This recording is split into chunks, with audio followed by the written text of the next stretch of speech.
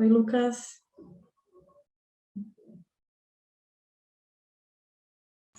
Olá, tudo jóia? Boa Tudo tarde. bem? Oi, pessoal, tudo bem?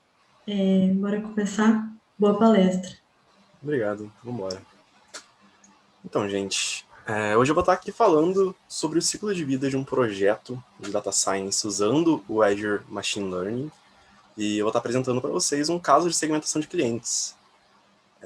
Eu vou estar abordando uma parte mais conceitual antes do processo, né, do ciclo de vida de Machine Learning e depois eu vou estar mostrando para vocês uma demo no próprio portal. Antes de começar, eu quero agradecer aqui os patrocinadores do evento, né, e os organizadores também, que estão fazendo esse evento sensacional, sua palestra maneira. E vamos lá. Tá, não consigo passar. Beleza. Primeiramente, quem sou eu? Meu nome é Lucas Costa, eu tenho 21 anos, eu trabalho na área de tecnologia há 2 anos, comecei com Data Science há pouco mais de um ano. Eu tenho algumas certificações do Azure, o Azure Fundamentals, o AI Engineer e o Data Scientist. Eu sou colaborador da DataSide há cerca de 6 meses.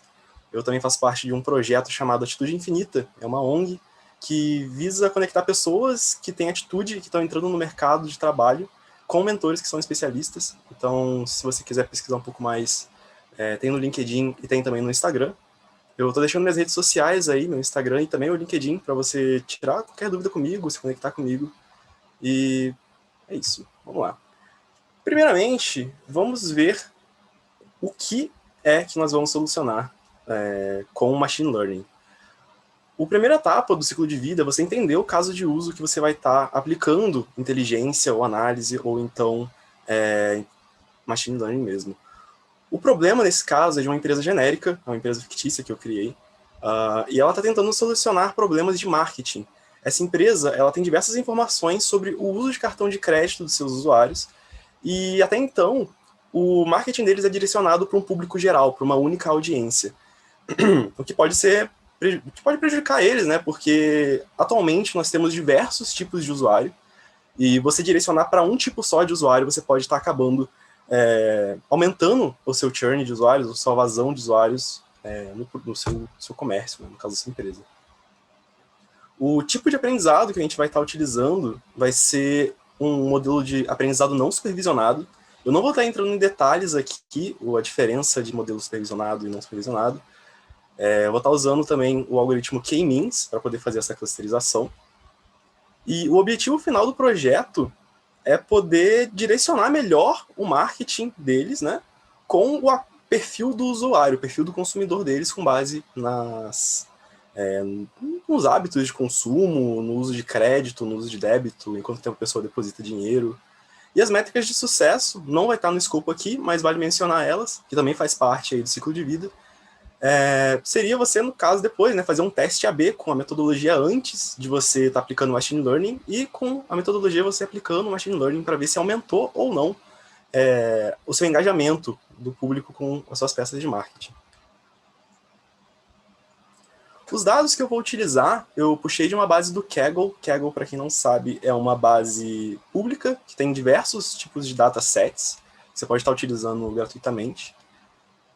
Os tipos de dado que vão ser utilizados são esses que estão na lista, então é o saldo, a frequência que o saldo é atualizado, a quantidade de compras que a pessoa faz, a quantidade de compra que a pessoa faz num dia só ou de uma vez só, quantas vezes a pessoa compra e paga em prestações, quantas vezes ela paga com dinheiro e por aí vai. São muitos dados, se não me engano, são 18 colunas de dado, 18 campos.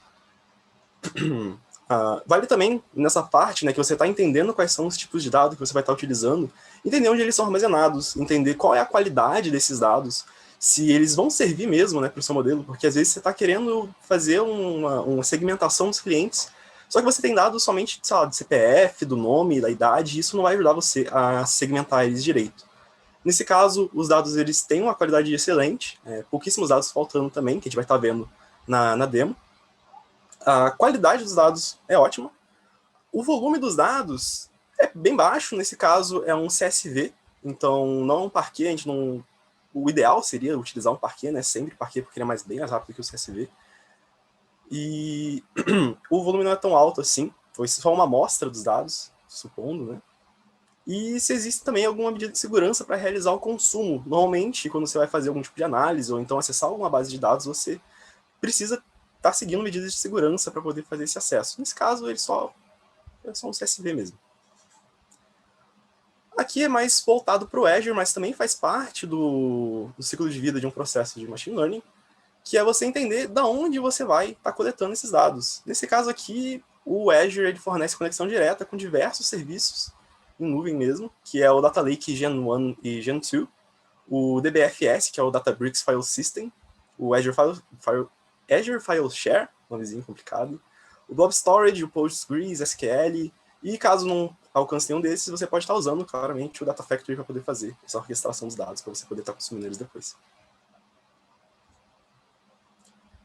E aí vem também mais uma parte que eu escolhi deixar aqui em um slide só para não ficar algo muito extenso, que seria a parte de preparação, análise, treinamento, engenharia de dados e... Engenharia de dados não, desculpa, de features, e também o deploy e monitoramento do modelo. Vale ressaltar aqui de começo que a parte do monitoramento não cabe no escopo da demo. É possível sim você realizar o monitoramento depois de você colocar o seu modelo de machine learning em produção, porém fica algo mais complexo e aqui eu estou querendo algo mais sucinto para poder estar mostrando para vocês. A parte de preparação dos dados, que é assim que você já tem a ingestão dos dados, né, você já consegue consumir eles direitinho, você normalmente verifica se tem dados faltando, se tem algum problema com esses dados, tem algumas vezes a base, né, cai e fica um certo período de tempo sem ter nenhum dado, e dá para você visualizar isso quando você quando você está analisando. Você consegue reestruturar eles também, se for necessário. Na parte de análise exploratória, que é uma das partes mais interessantes de machine learning e de data science, na verdade, é que você tenta buscar informações relevantes naqueles dados, né? Você tenta transformar os dados em informação. A partir daí você já consegue tirar alguns insights muito maneiros, sem mesmo precisar aplicar machine learning, né? Você consegue agrupar, fazer agregações, você consegue entender outros problemas de negócio que também podem existir ali no meio, que você pode estar depois encaminhando os seus insights para um gestor ou para alguém da área que pode estar solucionando esses problemas, melhorando também aí, agregando valor, no caso, à sua solução. Normalmente também a gente procura por padrões e correlações nesses dados, porque o modelo de machine learning nada mais é que algo que generaliza padrões e correlações nos seus dados. Então, se você já souber exatamente quais são, você consegue até fazer direcionar melhor, né, quais dados o modelo vai estar consumindo. Nesse caso, a gente não tem como avaliar ele, né, por ser um modelo de aprendizado não supervisionado, mas em modelo de aprendizado supervisionado, normalmente você faz esse processo. E também é nessa parte que a gente define se os dados vão ser suficientes ou não para a nossa solução, né, porque assim como na fase anterior, às vezes você recebe uma base que você não consegue, não existe correlação entre os campos, você não consegue encontrar valor naqueles dados. E acontece, infelizmente acontece, de você ter que voltar, dar um passo para trás e falar, olha só, a gente precisa buscar dados novos, precisamos começar uma coleta, e aí começa todo o processo de data-driven também na empresa, de começar, né, e de iniciar essa coleta de dados que vão ser, sim, relevantes para você estar desenvolvendo algum modelo. E depois nós pulamos para Feature Engineering, que é onde nós identificamos aí os dados que a gente vai estar utilizando para treinar o nosso modelo, para tornar o nosso modelo utilizável. Nós aplicamos também algumas transformações necessárias, que seriam, por exemplo, deixar os dados na mesma escala, nós fazemos isso. E depois vem a parte de treinamento e validação, que você treina os seus modelos com um dado que você fez a Feature Engineering, e depois você valida ele se o resultado que o seu modelo está te proporcionando é realmente válido. Porém, até você chegar nessa parte, você normalmente tem que reiterar o seu projeto. Você não vai fazer algo tão linear assim. Quando você chega na Feature Engineering, você cria, por exemplo, de um campo de datas, você pode, para poder fazer agregações melhores, você pode estar dividindo ele em dia, mês e ano, ou até mesmo em hora, dependendo da granularidade que você quer estar visualizando esses dados. E você volta para a parte de exploração dos dados para ver se você consegue gerar novos insights ou então novas correlações também com os dados que você criou, né? Que você pode estar criando, a partir da data, 3 novos campos. Então é muito válido estar voltando para trás também. E quando nós fazemos isso, às vezes nós temos que dar também outro passo para trás para poder ver se está faltando algum dado, se os dados fazem sentido com aquilo que você está querendo fazer e se realmente é relevante. E isso vocês veem que é por um ciclo, né? Você vai estar redirecionando, vai estar voltando nos passos toda hora até você encontrar um modelo ideal que sirva para a solução que você está buscando. Nesse caso aqui, no monitoramento também teria uma voltinha lá para a primeira etapa, porém eu não acabei não colocando. E o deploy do modelo, que eu acabei não mencionando também, é a parte que você coloca o modelo em produção, você define se você vai estar... na verdade já estava definido se você iria disponibilizar esses dados em batch ou em real time, através de API, e aí você vai estar disponibilizando esse modelo de aprendizado de máquina para o seu cliente, ele vai estar consumindo, e a partir disso você vai estar monitorando os dados que o modelo está classificando. O Azure tem uma função de monitoramento em que ele verifica por data drift, drift do mesmo sentido que drift no Velozes e Furiosos, por exemplo, que o dado está seguindo uma linha e de repente ele faz uma curva que saiu do comum. É normal, os hábitos de consumo, os hábitos de uso dos usuários mudam, principalmente também quando são acrescentados novos campos para você estar... novos campos na base, no caso, e vale a pena você estar reconsumindo esses dados junto com esse campo novo para poder estar fazendo novas inferências. E agora a gente vai para a parte do mão na massa, foi bem breve, né, essa explicação. Se vocês estiverem com dúvida também, eu digo aqui para vocês estarem colocando aí no chat. Qualquer pergunta eu posso estar respondendo agora ou no final. E essa é a arquitetura do Azure Machine Learning. Você vê que é tudo centralizado em volta do Workspace. Eu vou estar mostrando para vocês o que é o Workspace. As dependências nessa parte superior aqui, se você já está acostumado com o Azure, você vai saber o que todas elas fazem. Você tem as storage accounts, né? Você tem os containers, o Azure Key Vault e o Application Insights. Com Linked Services, você consegue consumir dados de outras data stores, como é o caso que a gente precisaria utilizar para poder estar consumindo dados do Databricks, por exemplo. Nós teríamos que fazer um Linked Services para poder estar conectando nessa base, puxando esses dados. E os Compute Targets também, que nós usamos eles para poder realmente estar usando a computação em si, né? Temos os resources que são gerenciáveis, que é os Compute Instances e os Clusters. Temos os assets, que são a base, realmente, de você estar fazendo a sua pipeline do seu ciclo de vida aí de Data Science, que são os ambientes, os experimentos, pipelines, os datasets, os modelos e os endpoints. Eu vou estar mostrando isso para vocês agora. Deixa eu só fechar aqui. Opa. Fechar a apresentação. Já estou com o meu Azure aberto aqui. Vale também ressaltar que eu já fiz o deploy do modelo. O deploy está no código, porém ele demora um pouco e eu fiquei um pouco de medo de acabar sendo muito demorado, não dá tempo de mostrar o modelo funcionando ao vivo aqui para vocês, né? Então, esse é o estúdio. Você tem que estar na plataforma do Azure, você tem que criar um novo recurso. Eu acredito que vocês já estejam familiares com isso, de estar criando novos recursos. Então, como eu disse, é em volta de um workspace. Aqui em cima você pode ver que tem um Machine Learning, que é o nome do meu workspace, muito criativo, né? Colocar um nome de Machine Learning. Normalmente você coloca o nome da empresa que está atuando, ou então do projeto, cara, depende muito, né? Não é algo fixo. A partir desse ambiente, desse workspace, você consegue aglomerar, por assim dizendo, diversas informações. Como é o caso dos seus notebooks, se você está conectado a Data Science, você já sabe o que é um notebook. Notebook é uma plataforma de desenvolvimento em que você desenvolve por blocos. É bem mais fácil para você estar visualizando o que você está desenvolvendo ali on demand. E você consegue gerar gráficos também, que eles ficam ali. É como se fosse realmente um roteiro. E depois, para você consumir, entender, interpretar esses dados do seu notebook, fica extremamente mais fácil do que você estar programando, por exemplo, no arquivo .py, né, que é um arquivo de script padrão do Python. Nós temos o Automated ML, que é a função que o Azure fornece para a gente estar podendo desenvolver modelos automaticamente. Você só fornece os dados e você declara os tipos de algoritmo que você quer usar para poder estar prevendo esses dados ou inferindo esses dados.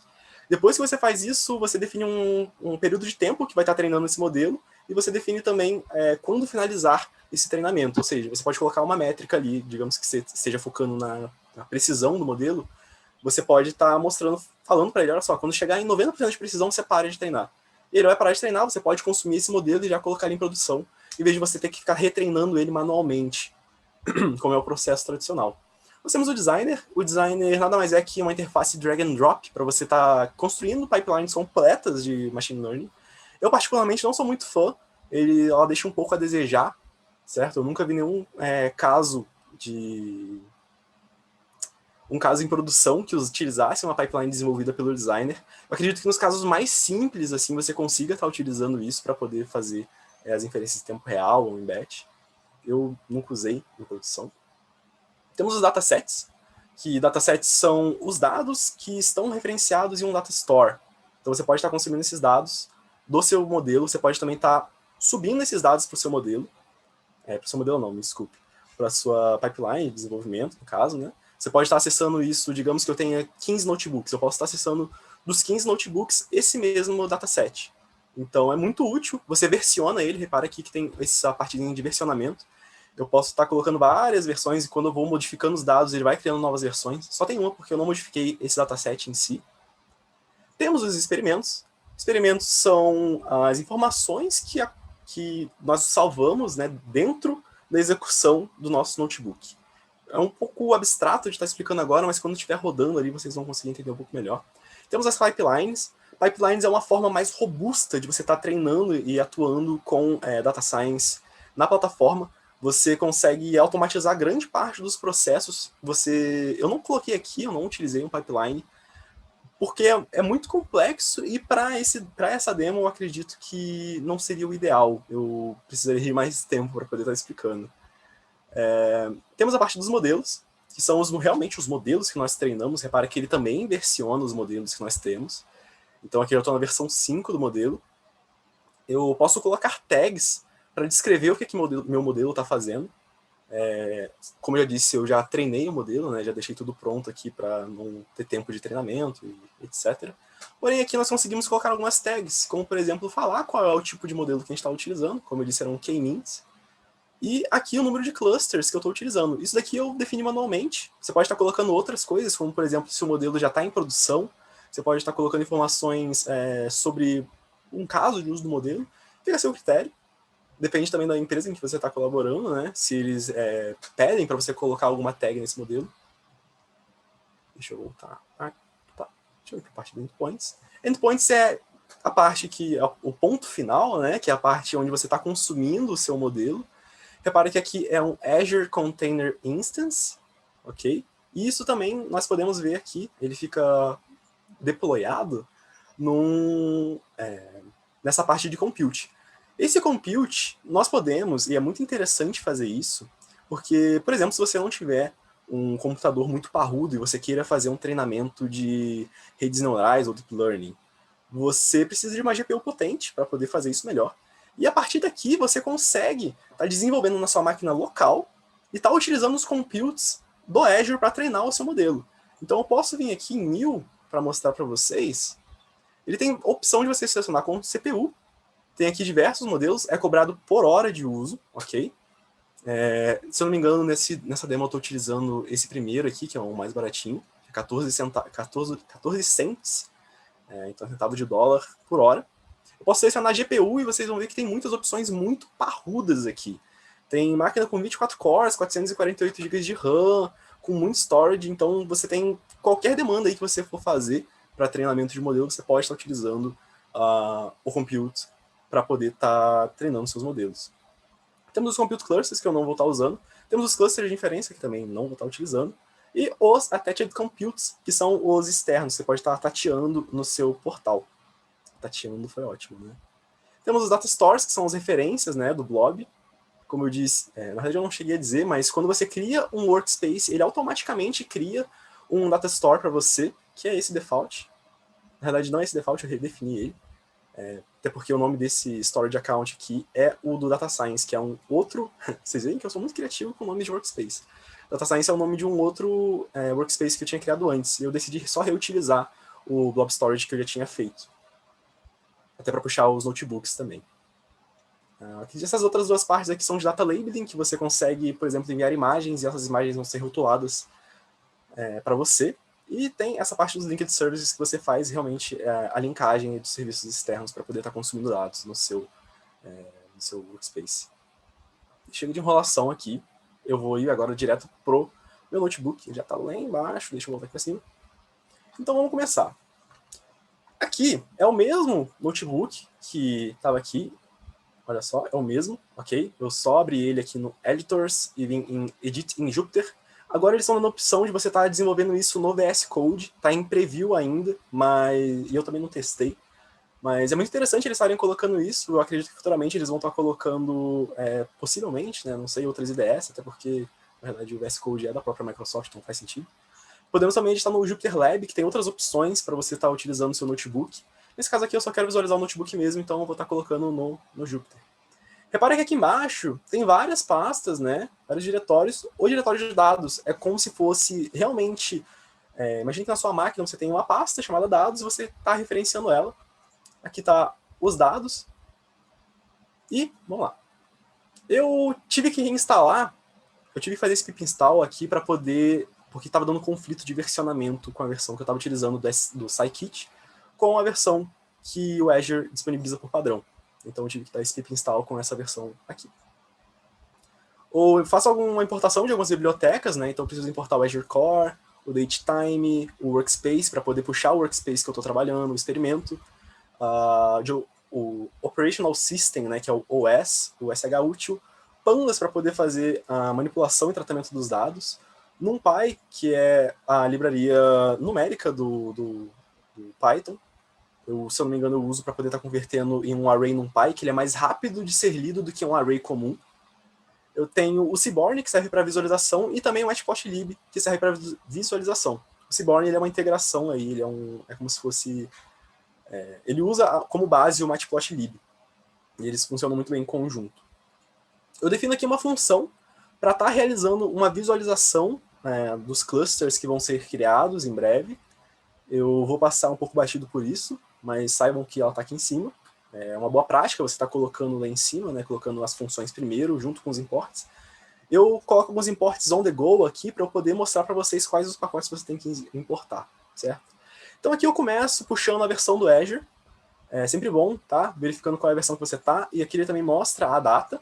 Eu posso estar logando isso. Eu não iniciei aqui, né? O ideal seria isso aqui estar logo abaixo do Workspace, para poder estar logando no experimento esses dados. Então, falando, olha só, o Azure ML está nessa versão, o dado está nessa versão, para depois, caso outro cientista de dados vá ver o seu código, ele saber qual era a versão do Azure, se faz muito tempo, né, que já passou disso, e quando que você fez. Temos o Workspace. Aqui, esse comando from config, se você está desenvolvendo localmente, existe a opção de você estar baixando um arquivo de configuração aqui na página do seu Azure, que é o download config file, para você estar usando o seu workspace na sua máquina local. Como nesse caso o meu Jupyter Notebook já está no Azure, eu não preciso baixar esse arquivo nem colocar ele na pasta, ok?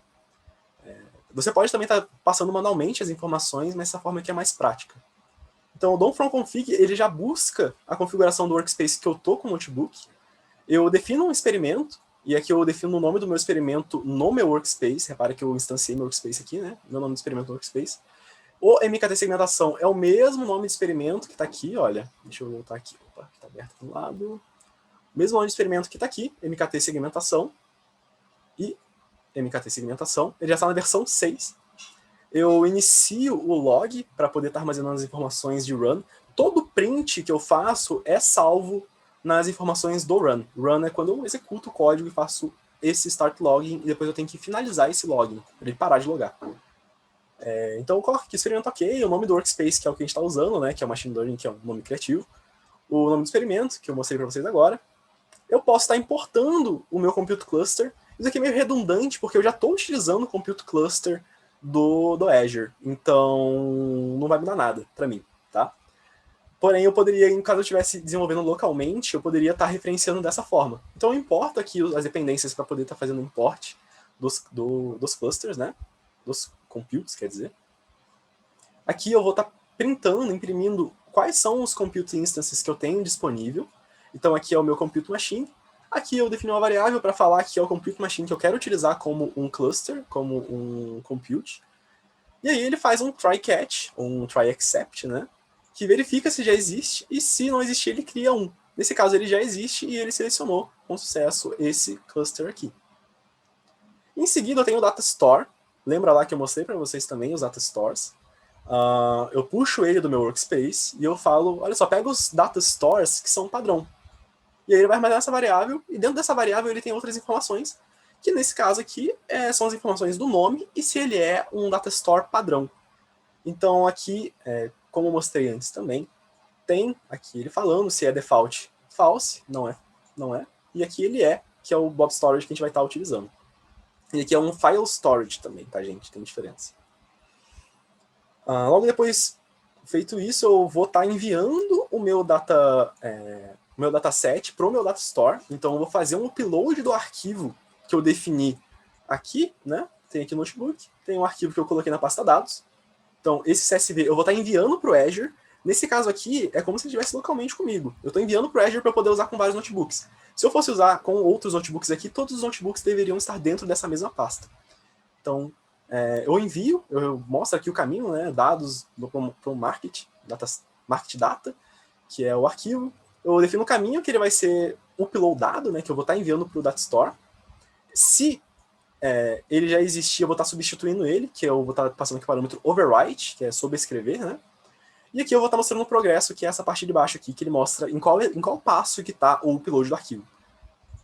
E aqui tem o data reference para poder estar usando ele depois, ok? E aí, beleza, eu já enviei o arquivo, porém eu ainda não disponibilizei para os meus usuários estarem consumindo, meus usuários que eu digo, os meus data scientists. Eu ainda não disponibilizei eles, o dataset, para eles estarem utilizando. E aqui eu faço isso, eu já enviei para eles conseguem acessar, e aqui eu puxo, olha só, eu chamo o dataset, é um arquivo tabular, né, um CSV, e de um arquivo delimitado, que é um CSV, eu aponto o caminho e o nome do arquivo. E aqui ele já está puxando da pasta que a gente criou aqui em cima, olha, do target path que a gente criou aqui em cima. Então ele já está lá, eu posso consumir. Olha só, se eu colocar aqui, por exemplo, o meu tab dataset, eu vou estar puxando informações sobre o meu dataset que eu fiz o upload, certo? Então aqui eu tenho todos esses valores. E para eu estar consumindo os dados desse dataset, deixa eu apagar aqui, eu tenho que falar um to pandas data frame. Pandas data frame é o que eu comentei ali em cima, que você pode fazer transformações e manipulações dos seus dados. Então aqui eu consigo visualizar, repare que é a mesma variável, né? Porém, com isso, eu consigo visualizar o top 5 ali, os 5 primeiros rows, e quais são os dados que estão uploadados, enviados, né, subidos. E aqui eu registro, aqui sim eu registro meu dataset para eu poder estar consumindo ele. Eu não mostrei no dataset, porém ele tem essas tags também, da mesma forma que eu coloquei no modelo, posso colocar tags no meu dataset. Então aqui eu coloco qual é o objetivo desse dataset, então é uma segmentação de clientes, qual é a finalidade. Eu fiz isso aqui para mostrar aqui no festival. O formato é um .csv, eu poderia colocar só CSV também. E se ele está em produção, eu coloquei não. Na verdade agora ele é um sim, né, porque eu já coloquei ele em produção embaixo, mas não produção verdadeira. E aqui eu coloco só para poder fazer uma confirmação que o dataset foi registrado com sucesso. E aqui ele gera uma exceção caso aconteça algum erro quando ele está registrando esse dataset também, né? Aqui eu posso visualizar os datasets existentes que eu tenho. Nesse caso eu só tenho um dataset. Como eu mostrei para vocês, ele está na versão 1 porque eu não alterei os dados desse dataset. Se eu tivesse alterado os dados, ele iria versionar o meu dataset. Eu posso ler os dados agora dele, eu vou estar instanciando esses dados. Antes só fiz um head, eu só mostrei os 5 primeiros, agora eu vou estar instanciando todos os dados em uma variável para eu poder estar fazendo minha manipulação, meus experimentos e etc. Então aqui eu faço um getByName, certo? Ele está pegando o MKT dataset que eu criei lá em cima, eu posso passar a versão que eu quero puxar. Então, se eu tiver 10 versões, é só colocar aqui o número 10, por exemplo, e ele vai puxar a versão número 10. Eu vou estar transformando para o data frame e salvando também nessa variável. E aqui são os dados que eu salvei. Está aparecendo somente 5 também, porque eu coloquei um ponto head aqui, porém se eu tirar o ponto head, na verdade, se eu executar aqui, eu já fiz algumas alterações. Então, vai aparecer os outros dados. Eu não vou fazer isso agora.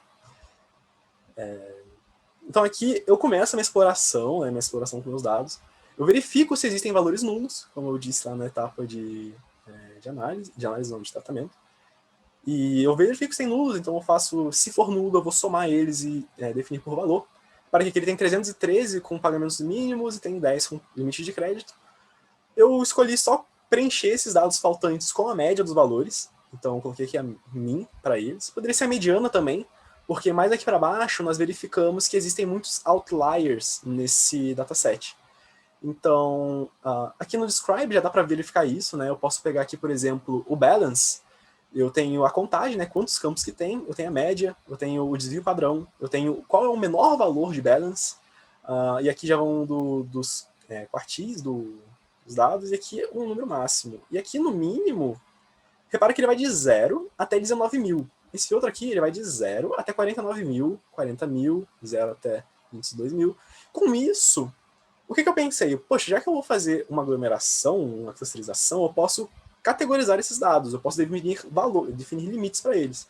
Na visualização aqui de baixo, dá para perceber que existem muitos valores que são outliers. Então aqui eu começo com 6 mil valores com 0, e depois eu vou lá e começo a ter aquela cauda longa, né?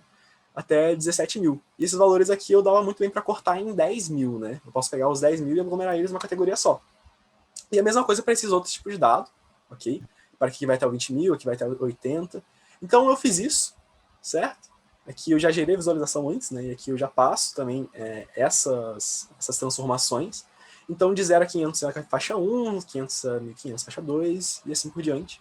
Eu não peguei todas as colunas, eu peguei somente as colunas que se encaixam nisso, certo? Aqui embaixo existe outro padrão que foi visualizado, que ele aparentemente vai de 0 a 1, né? Que deve ser um percentual. E fiz a mesma coisa, o mesmo processo, eu criei várias faixas aqui, de 0 a 10, né, sendo cada faixa 10%. Então, vê que também tem essa cauda longa, né, aqui tem maiores valores com 1%. Eu tô pulando essa parte, gente, para ficar mais dinâmico aqui, se eu vou por linha, fica meio sacanagem. Aí aqui também tem outro padrão, que é o de 0 a 100. Então, repara que a gente já foi de 0 a 40 mil, de 0 a 1, e agora de 0 a 100. E eu criei mais um agrupamento para esses dados, transformando eles em dados categóricos, né? Então aqui é a faixa 1, faixa 2, faixa 3, por aí vai. Aqui rola uma normalização dos dados, certo? Então, aqui já dá pra gente visualizar, né, que eu falei que se eu printasse aquela hora, os dados iam aparecer já transformados. Então, se eu printasse aquela hora, ia aparecer exatamente isso daqui. Ia aparecer que o valor é 1, o valor é 4, não ia fazer muito sentido até então, certo?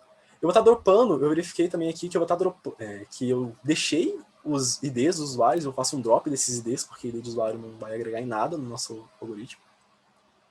Aqui eu faço algumas importações. Eu escolhi não fazer a transformação aqui, eu escolhi não standardizar, né, escalar ele de forma padrão, para deixar ele só com os dados puros mesmo, com dados crus. E aqui chega a parte do nosso treinamento do modelo. Eu faço um teste de cotovelo, que é um teste que nós fazemos para definir quantos agrupamentos nós iremos utilizar nos nossos dados.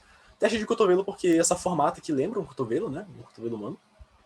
O ideal é a gente pegar um valor que seja baixo, porém não que seja um valor como 12, né? Porque, logicamente, quando nós fizermos esse teste, quanto mais iterações nós fizermos, menor vai ser esse valor. Então nós queremos pegar algo nesse caso aqui, entre o 6 e o 8. Eu peguei o 7, certo? Eu até coloquei isso na tag lá atrás, né? Eu mostrei para vocês a tag que eu ia colocar. Então aqui eu começo o treinamento do modelo. Eu instancio objetos no modelo aqui, eu coloco os dados no meu modelo, eu faço o fit dos dados no meu modelo.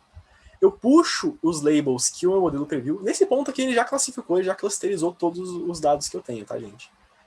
Eu coloco os labels que foram gerados a partir dessa inferência na variável labels, e eu concateno a variável labels com a minha variável dos dados.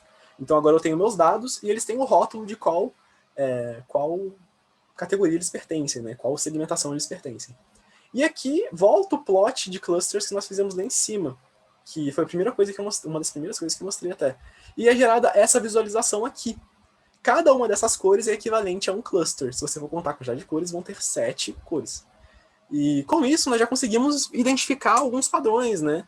Repara que tem esse azul agrupadinho aqui no cantinho. A direção que eles estão agrupados não significa muita coisa pra gente, tá? Até porque eu tive que fazer uma tratativa para poder fazer uma visualização em 2D, porque nós temos 18 colunas, se não me engano, então não dá para visualizar 18 dimensões, então tem que transformar em 2. Então tem aqui esses agrupamentos, você verifica aqui que os azuis eles estão bem grudadinhos, tem alguns outliers aqui, mas é normal. Tem os rosas, tem o roxo. Eu não fiz uma análise específica do que cada um desses agrupamentos significa. Isso seria o ideal deixar mais para o pessoal do marketing e ter um cientista de dados com eles para poder falar se o que eles estão fazendo ali, fazer uma análise em conjunto, né, com o pessoal do marketing para definir qual é o tipo daquele cliente. Então nós podemos ter clientes que consomem mais, né, que compram mais, que colocam mais saldo na conta, e eles vão ser um grupo. E nós podemos ter clientes que colocam menos saldo, que tem um padrão de compras mais conservador, e eles vão ser outro grupo. Então nós podemos criar dois tipos de propaganda, dois tipos de peça publicitária para eles, né? Então você não vai querer anunciar um produto muito barato, ou então uma solução não ideal para um cliente de alto nível, comparado a um outro tipo de cliente. E aqui eu verifico os modelos que eu salvei. Então eu já treinei o modelo ali, agora eu estou verificando quais são os modelos que eu tenho. Eu tenho aqui as versões também, né? Ele imprime todas as versões, junto com as informações que eu tinha passado. Então ele vai falar aqui que o número de cluster é 7, o número da K-means. Todos eles vão ser a mesma coisa, só vai mudar a versão mesmo. Eu não mudei o número de clusters. O ideal seria você ir mudando, né? Porém, eu já tinha feito uns treinamentos antes de forma local e verifiquei que 7 era realmente o ideal. E eu só deixei padrão, isso daqui foram as reiterações que eu fiz rodando código. E agora vem a parte interessante, que é a facilidade que você tem para botar o seu modelo em produção. Obviamente, você tem que colocar, vão ter outras etapas, né, como eu disse, que eu não abordo aqui nessa demo, que seria o de monitoramento desses dados, se existe data drift ou não. Você pode verificar também quais são as variáveis que mais influenciam no seu modelo. Como é onde não é supervisionado, não faz muita diferença, certo? Nessa etapa, eu vou estar puxando o modelo da minha pasta, dessa pasta aqui. Eu vou estar fazendo também um experimento, uma pasta de experimento, que é a pasta que eu tenho aqui, né? Vamos aqui adotar. Para que essas pastas aqui, deixa eu ver aqui o nome da pasta direitinho, que é a pasta MKT Segmentação Service, e ele vai estar aqui, MKT Segmentação Service, e dentro dela eu vou ter o meu ambiente e o meu script de scoring, que eu vou mostrar daqui a pouco. É interessante você criar essa pasta por questões de organização, ok? Você não quer deixar tudo jogado na mesma pasta e você ter que ficar olhando um arquivo por um para identificar qual arquivo é aquele. Então aqui eu faço uma pasta somente para o deploy, que vai ser os arquivos que eu vou utilizar para o deploy, certo?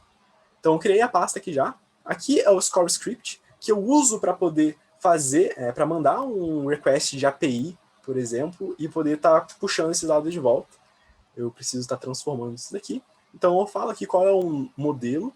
O ideal seria estar utilizando esse código aqui, tá? Que é o getModelPath. Então você manda só o modelo que você quer. Deu algum bug no meu, que eu não consegui fazer isso, então eu tive que fazer uma... Não é uma gambiarra, porque isso daqui tem na documentação da Microsoft, porém eu tenho que apontar mais diretamente qual é o modelo que eu estou querendo utilizar. Aqui eu tenho o caminho, né? Eu vou printar lá embaixo depois o modelo do caminho. Isso aqui eu estava debugando, né? Não necessariamente você precisa ter isso. Tenho para ele carregar o modelo, né? Ele vai estar carregando com joblib, porque eu fiz um arquivo pickle e salvei, que é o ideal. E aqui é a parte que eu faço as previsões. Então eu tenho o meu init e o meu run.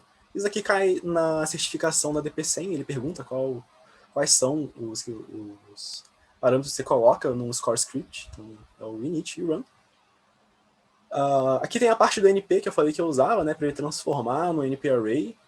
E aí eu faço a predição no modelo, eu coloco ele numa listagem, porque eu posso estar querendo prever um usuário ou 100 usuários. Eu posso fazer os dois, então eu vou estar colocando uma lista e eu vou estar retornando também uma lista desses usuários. E aqui ele faz a mesma coisa, ele só faz o append desses dados na lista. E aqui eu tenho um ambiente, que seria o meu ambiente do Anaconda. Se você está desenvolvendo um modelo localmente, você precisa ter o Anaconda instalado. Então aqui você vai fazer esse instanciamento, né? Você vai colocar os mesmos pacotes que você utilizou para desenvolver, você vai colocar nesse ambiente, e vão ser os pacotes utilizados também no deploy, tá? Então aqui são os ambientes, né? Eu pego o meu conda dependencies, eu adiciono o package do scikit, ele já pega a versão que está instalada mesmo, aí aqui eu faço, eu mostro qual é o arquivo, né? Eu salvo esse arquivo, e eu printo algumas informações aqui, né? Tem algumas informações sobre o ambiente. Então aqui tem a versão do meu Python, aqui tem que é o meu Azure ML Defaults, né? Tem aqui o scikit-learn também. E os canais são o Anaconda e o Conda-Forte, que é o padrão de Data Science. E depois nós vamos finalmente para a parte do deploy, em que eu posso estar fazendo, enviando o meu modelo para produção, para as pessoas poderem estar fazendo inferências depois. Aqui eu defino qual é o meu runtime, que é em Python, qual é o meu script, que é o script que eu criei, o script de scoring. Então aqui é o meu script file, o meu ambiente do Conda, que eu acabei de mostrar, então o meu ambiente do Conda. E aí eu faço uma configuração de deploy, e aqui eu faço qual vai ser, no meu ACI Web Service, quais são as configurações que eu quero usar nessa máquina. Então eu vou utilizar aqui um CPU só, um core só de CPU no caso, né? E 1 GB de memória. E é isso. E aqui eu coloco o nome do serviço. O nome do serviço é MKT Service 233, que é o serviço que nós temos aqui no endpoint. MKT Service 233. E aqui, finalmente, eu faço o model deploy. Então, eu vou estar fazendo objetos do model deploy, vou passar o meu workspace, em qual workspace eu quero, qual é o nome do serviço, qual é o nome do modelo, o config de inferência, ou configuração de deploy, e para mostrar o meu output, que é para mostrar em qual passo o deploy está acontecendo. Então, aqui eu tenho algumas informações, né, desse show output, que é o nome do modelo e a versão dele, a versão 5. Qual é o meu entry script, meu score script, quais são os requerimentos que eu defini ali em cima, qual a dependência que eu vou estar fazendo upload. Na verdade, aqui ele está falando que ele está fazendo upload da dependência que eu defini, desculpe. E aqui tem outras informações, beleza? E aqui ele fala, beleza, com sucesso, já criamos aqui, finalizamos, e a operação foi dada como sucesso, e o status está como saudável. E a partir de agora, você já pode pegar o seu endpoint, passar para o seu cliente e falar, olha só, obviamente vai depender de como você vai querer disponibilizar esse modelo para ele. Nesse caso aqui, ele cria uma API. Então, criando uma API, ele vai poder estar fazendo a inferência a partir dessa API. E nesse caso aqui, eu faço a previsão com uma inferência apenas com um valor. Então, eu passo essa pessoa aqui, que tem esses hábitos de consumo, esses padrões. Repara que eu passo sem o ID do usuário, né? Então, é uma tratativa que tem que ser feita ali pelo back-end, ou então, dependendo da forma que for utilizado, tem que ser enviado sem esse dado. Posso estar fazendo também uma configuração interna para ele estar removendo esse primeiro dado, que seria o ID. Vai depender muito da solução. Nesse caso aqui, eu estou enviando sem o ID. E o que ele previu foi como esse usuário está no segmento número 2. E como nós não definimos qual o tipo de usuário está nesse segmento 2, eu não posso garantir nada aqui, porém é um segmento que ele pertence. E é muito rápido essa API. Eu estou fazendo aqui algo que não é o recomendado, porém é a forma mais simples que eu achei de estar fazendo várias inferências de uma vez só. Eu peguei aqui uma amostra de 100 valores da nossa base de dados para poder mostrar a velocidade em que retorna para a gente esses dados, olha só. Estou pegando 100 valores e eu estou fazendo um dump aqui dos meus dados, o xnew é os valores que eu estou pegando. Eu uso o endpoint do Service Scoring URI, eu posso estar printando isso aqui também, né, para pegar o meu URI do endpoint. Aqui são os headers que eu tenho que ter no meu JSON e as previsões que eu vou estar fazendo. Então ele vai fazer o post e ele vai fazer depois, ele vai receber esses valores de volta. E aqui eu estou printando cada um deles. Eu vou executar agora. Tá pronto. Fiz 100 inferências em questão de, acho que 1 segundo ou menos. Então aqui tem todos os valores com diversos aleatórios, né? Valores aleatórios aqui diferentes. Cada um deles com uma classificação diferente. Olha só. E é isso, gente. Eu posso estar repetindo também, fazendo mais uma vez. Mas essa é a demo. Eu acredito que seja isso. Eu dei uma corrida aqui porque eu vou ter outra palestra em sequência dessa, que vai ser sobre cases de aplicação de modelos de inteligência artificial e machine learning. Nós vamos estar apresentando um case de uma padaria e um case de um e-commerce, mostrando quais são as possibilidades de machine learning e análise de dados e visualização de dados que esses negócios podem estar utilizando. Eu recomendo vocês entrarem aí. Se eu não me engano, vai ser no bloquinho A. Então, peço desculpa por ter corrido aqui, certo? Eu vou estar abrindo também aí para vocês tirarem dúvidas, fazerem perguntas, caso vocês tenham alguma. Novamente, eu agradeço aí ao pessoal. Olha, só foi para o primeiro slide. Ótimo. Vamos lá, deixar aqui bonitinho. Eu agradeço novamente ao pessoal da DataSide por ter fornecido esse espaço para mim. Eu agradeço também aos patrocinadores e aos organizadores. E agora eu vou estar abrindo para perguntas aí, quem quiser. Obrigada, Lucas, pela palestra. Obrigado. Foi muito legal e boa próxima palestra. Muito Obrigada, obrigado. pessoal, por participarem aqui. Bora para a próxima. Ninguém mandou pergunta, então tranquilo. Beleza. Bora pra O próxima. pessoal gostou bastante. Tchau, tchau, gente. Muito Tchau. obrigado. Até mais.